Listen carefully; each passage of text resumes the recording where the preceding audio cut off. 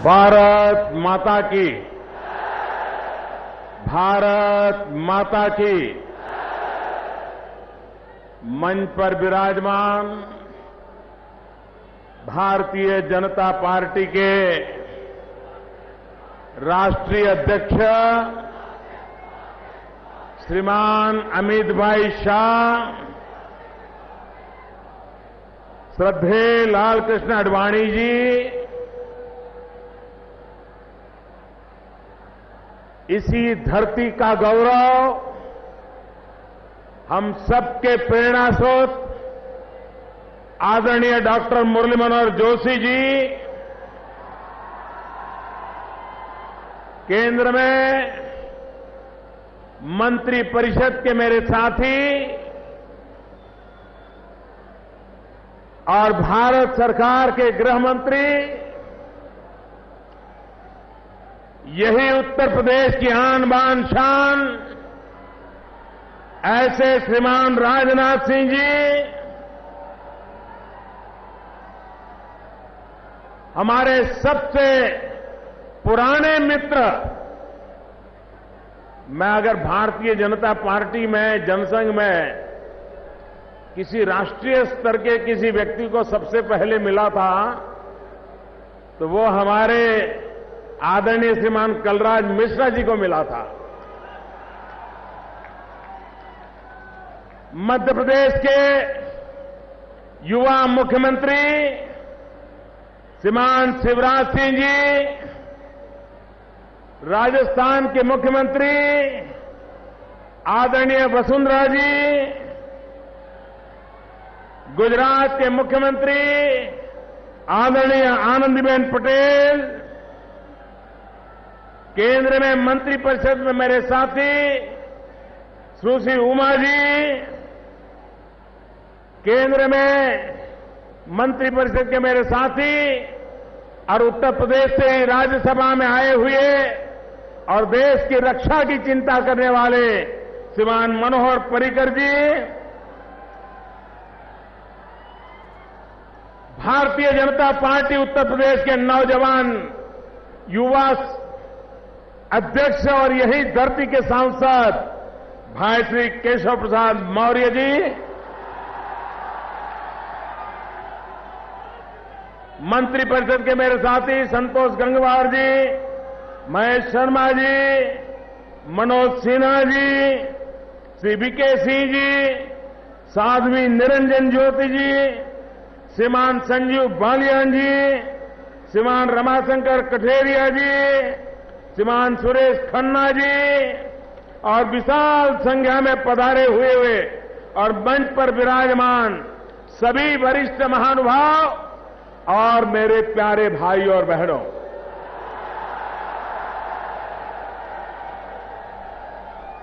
ये मंच को देख करके लगता होगा कि दिल्ली सरकार में उत्तर प्रदेश का कैसा दबदबा है।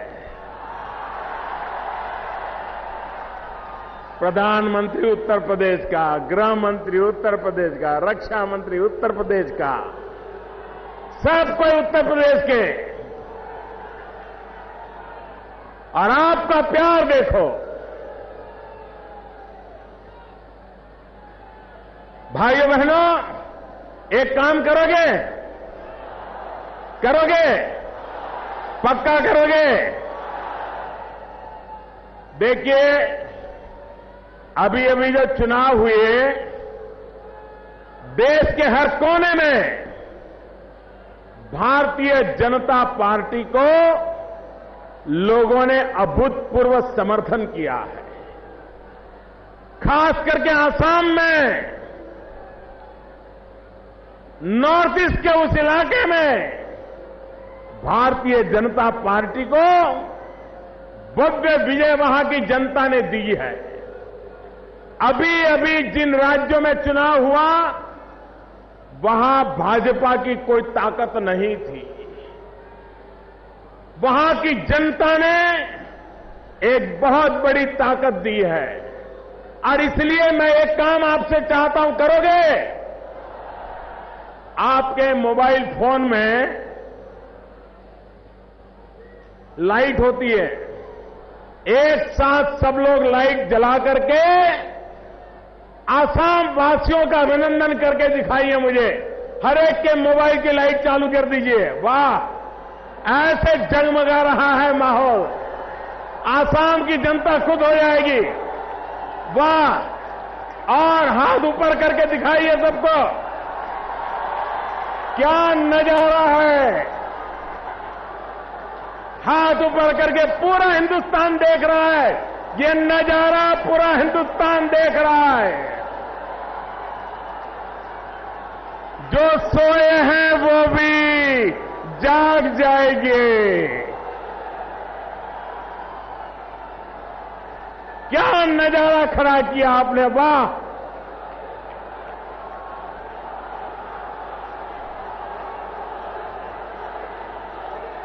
देश के उन मतदाताओं का अभिनंदन हो रहा है। उत्तर प्रदेश में ये ज्योत जली है, ये ज्योत उत्तर प्रदेश में भी बदलाव लाने का संकेत दे रही है भाइयों।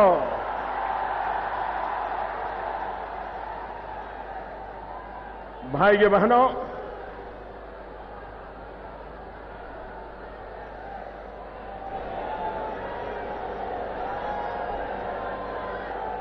आज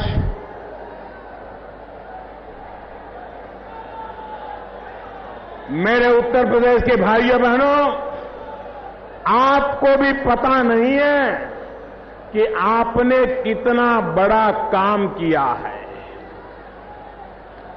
कितना अद्भुत काम उत्तर प्रदेश के लोगों ने किया है। कभी आपको भी मालूम नहीं होगा। मैं निषाद राज की धरती से आपके उस पराक्रम को याद कराना चाहता हूं। और निषाद राज की धरती से मैं बोल रहा हूं, भाइयों बहनों,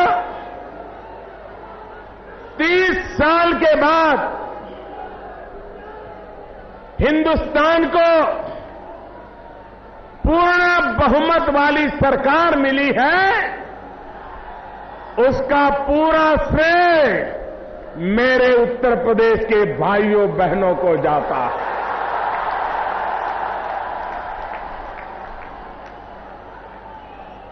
जब जब हिंदुस्तान मुसीबत से गुजरा है, जब जब देश में तकलीफ नजर आई है, उत्तर प्रदेश सबसे पहले आगे आया है हिंदुस्तान को बचाने के लिए।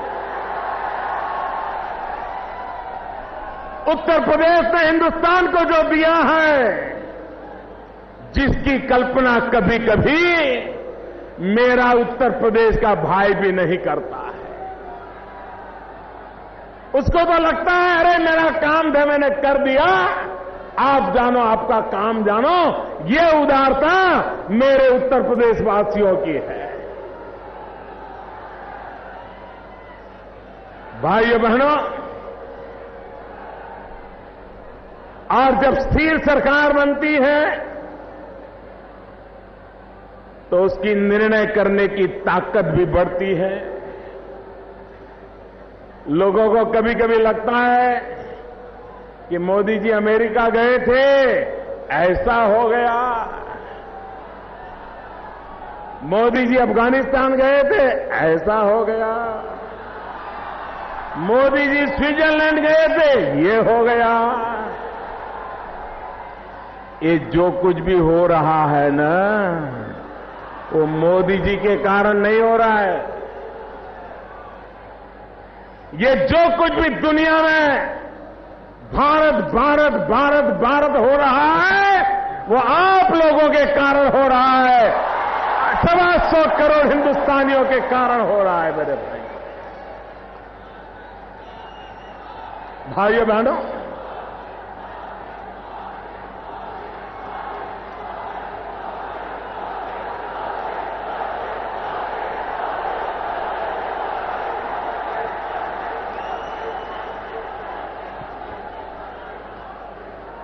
ये धरती प्रयागराज की धरती है। ये धरती त्रिवेणी संगम की धरती है। गंगा, यमुना और सरस्वती के मिलन से एक नई ऊर्जा, नई प्रेरणा इस धरती की देन है। भाइयों बहनों, गंगा ये सिर्फ जल नहीं, गंगा ये तो विचार धन है, विचार धन है। वेद से विवेकानंद तक भारत की जो विचार यात्रा चली है, उस विचार यात्रा को इस मां गंगा ने आशीर्वाद दिए हैं। इस मां गंगा ने हर पल उसको नई चेतना दी है, नई गति दी है। मां गंगा ये विचार प्रवाह की धनी है और मां यमुना जी जिसकी गोद में भगवान श्री कृष्ण पले और जिन्होंने गीता के द्वारा कर्म का सिद्धांत दिया था, मां गंगा विचार देती है, यमुना जी कर्म का संदेश देते हैं और सरस्वती जो नजर नहीं आती है वो वैसे ही है जैसे श्रद्धा होती है। श्रद्धा कभी नजर नहीं आती है। श्रद्धा का एक सामर्थ्य होता है। विचार, कर्म और श्रद्धा, इसकी ये त्रिवेणी से हमने उत्तर प्रदेश को विकास की यात्रा को आगे बढ़ाना है और इसके लिए मुझे आपके आशीर्वाद चाहिए, मां गंगा के आशीर्वाद चाहिए, ये त्रिवेणी संगम के आशीर्वाद चाहिए।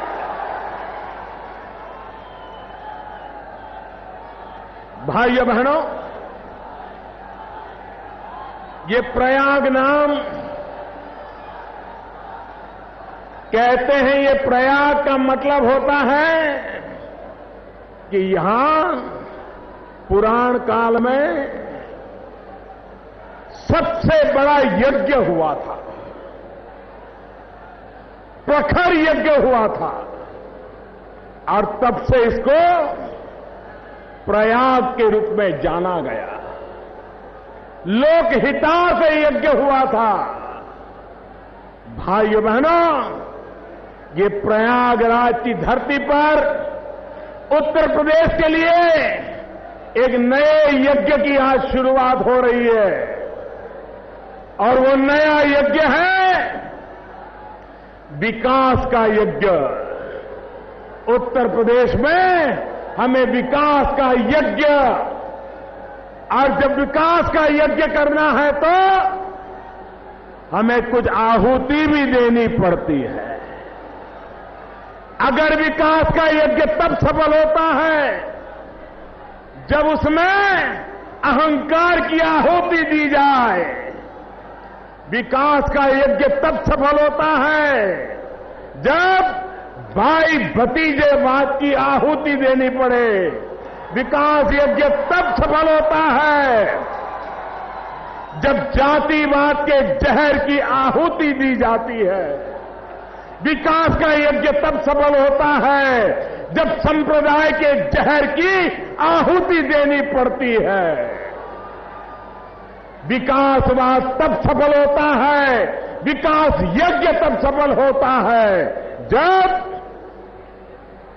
भ्रष्टाचार की आहुति हो जाए, गुंडागर्दी की आहुति हो जाए, अनैतिकता की आहुति हो जाए, बेईमानी की आहुति हो जाए, तब जाकर के विकास का यज्ञ आगे बढ़ता है। मुझे बताइए भाइयों बहनों, उत्तर प्रदेश गुंडागिर्दी के कारण परेशान है कि नहीं है? परेशान है कि नहीं है? भाई भतीजावाद से परेशान है कि नहीं है? जातिवाद का जहर तबाह कर रहा है कि नहीं कर रहा है? सांप्रदायवाद का जहर परेशान कर रहा है कि नहीं कर रहा है? ये सब जब हटेगा तब विकास का यज्ञ चलेगा भाइयों। और इसलिए मैं चाहता हूं आज मेरे सामने इलाहाबाद वो धरती है जहां की शिक्षा दीक्षा ने आधुनिक हिंदुस्तान को महान महान रत्न दिए हैं। एक जमाना था जब हमारे डॉक्टर जोशी जी यहां पढ़ाते थे, पूज्य रज्जूभैया जी यहां पढ़ाते थे, तो कहा जाता था ऑक्सफोर्ड ऑफ ईस्ट, ऐसा कहा जाता था। ये रुतबा था इलाहाबाद यूनिवर्सिटी का। मेरे सामने लाखों नौजवान देख रहा हूं मैं, सारे नौजवानों की ये इतना बड़ा हुजूम देख रहा हूं। मेरे नौजवान भाइयों बहनों, आप मुझे बताइए, आपकी जिंदगी में बदलाव चाहिए कि नहीं चाहिए? अगर बदलाव लाना है तो विकास के रास्ते पर जाना पड़ेगा कि नहीं जाना पड़ेगा? विकास के बिना कोई चारा है क्या भाइयों बहनों? और इसलिए मैं आपके पास एक मंत्र लेकर के आया हूं। हम नहीं चाहते कि हमारे मां बाप को जिस कठिनाइयों से जिंदगी गुजारनी पड़ी, हमारी युवा पीढ़ी को ऐसी मुसीबतें झेलनी पड़े। हम नहीं चाहते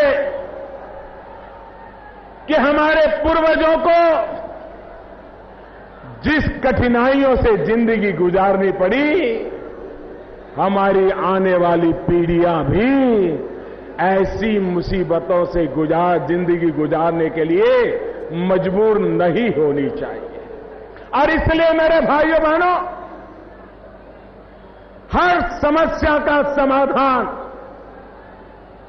हर मुसीबत का एक ही उपाय है, और वो उपाय है विकास। अगर विकास नहीं होगा तो नौजवान को रोजगार कहां से मिलेगा? भाइयों बहनों, मैं आज निषाद राज की धरती से नौजवानों को विश्वास दिलाने आया हूं। अगर आप में योग्यता है तो भ्रष्टाचार और भाई भतीजेवाद के कारण आपके भविष्य को कुचला नहीं जाएगा।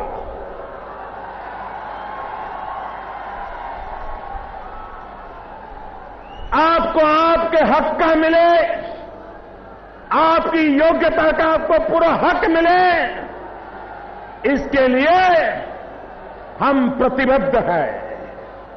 और इसलिए मेरे भाइयों बहनों, दिल्ली सरकार ने एक महत्वपूर्ण निर्णय कर लिया और आगे चल करके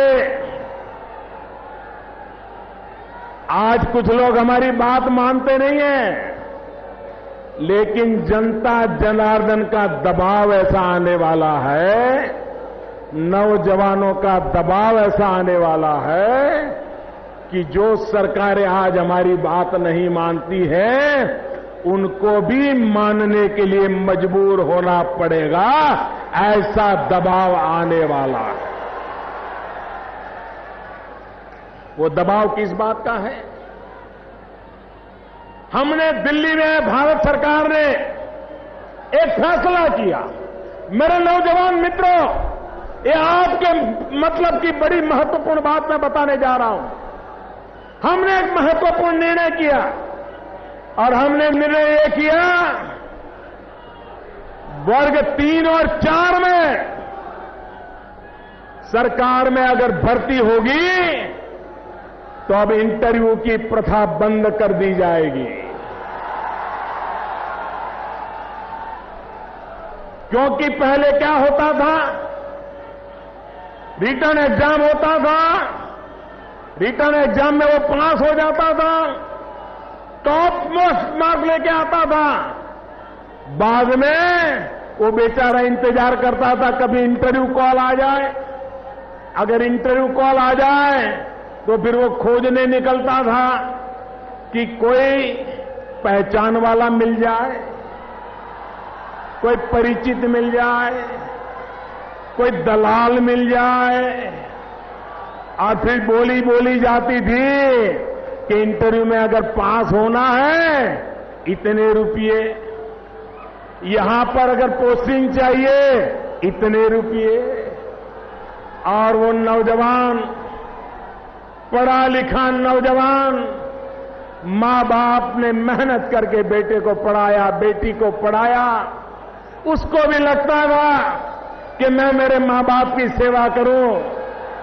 जब मां को कहता था कि मां इंटरव्यू तो आया है लेकिन एक बिचौलिया कह रहा है कि इतने लाख रुपया दोगे तो नौकरी मिलेगी, तो मां कहती थी कि बेटा अब हम तो बूढ़े हो गए, हमें अब लंबा कहां जीना है, ये मेरे कुछ गहने हैं, वो गहने बेच दो और कहीं नौकरी मिल जाए तो ले लो।